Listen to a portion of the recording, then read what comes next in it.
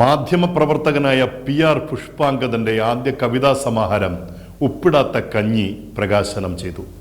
ലായം കൂത്തമ്പലത്തിൽ വെച്ച് നടന്ന ചടങ്ങിൽ സാഹിത്യ അക്കാദമി മുൻ അംഗം പ്രശസ്ത കവി പവിത്രൻ തീക്കുനിയാണ് പുസ്തക പ്രകാശനം നിർവഹിച്ചത്.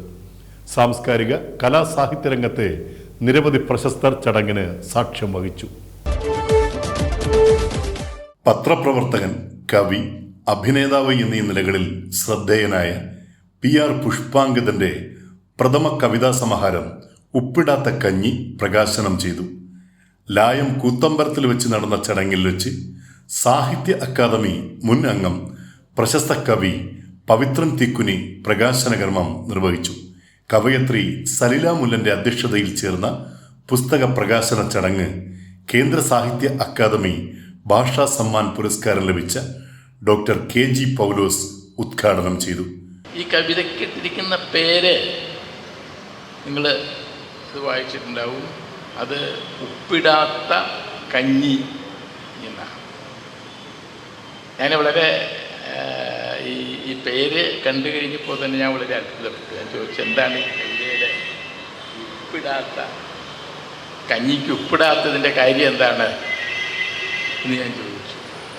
അപ്പോൾ നമുക്കറിയാം, സാധാരണ ഈ കഞ്ഞി എന്ന് പറയുന്നത് തന്നെ പാവപ്പെട്ടവൻ്റെ, കർക്കിടകത്തിൽ പോലും കിട്ടാത്ത ഈ വെള്ളം മാത്രം കുടിക്കുന്നവൻ്റെ ഭക്ഷണമാണ് കഞ്ഞി എന്ന് പറയുക.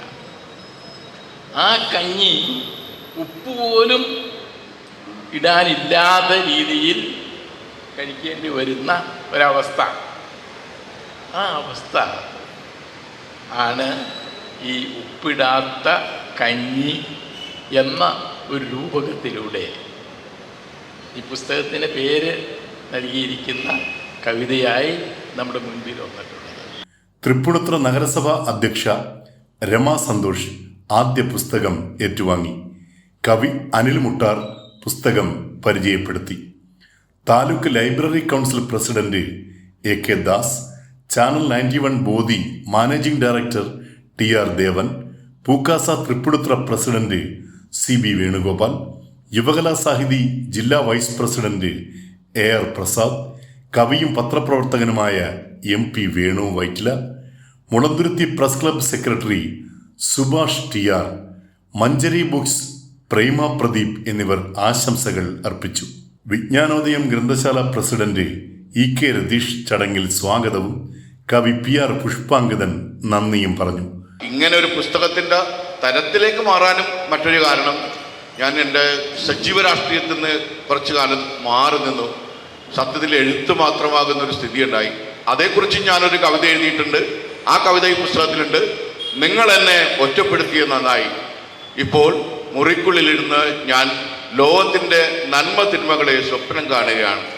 അങ്ങനെ ആ ഒരു കവിത ശരിക്കും എൻ്റെ ജീവിതത്തിലെ ഒരു ഒറ്റപ്പെടലാണ് ഈ പുതിയ കവിതയ്ക്ക് ആധാരമായിട്ടുള്ളത്.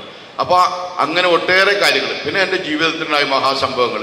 പ്രശസ്ത നർത്തകിയും ഗാനരചയിതാവുമായ ജ്യോതിർമയി പ്രവീൺ പുഷ്പാങ്കദന്റെ വണ്ടിയും കാത്ത് എന്ന കവിതയുടെ നൃത്താവിഷ്കാരം നടത്തി. PK അജയനും ശ്രീജ അജയനും ചേർന്ന് വൈക്കം മുഹമ്മദ് ബഷീറിന്റെ പ്രേമലേഖനം എന്ന ലഘു നാടകം അവതരിപ്പിച്ചു. News bureau, channel 91, Tripunithura.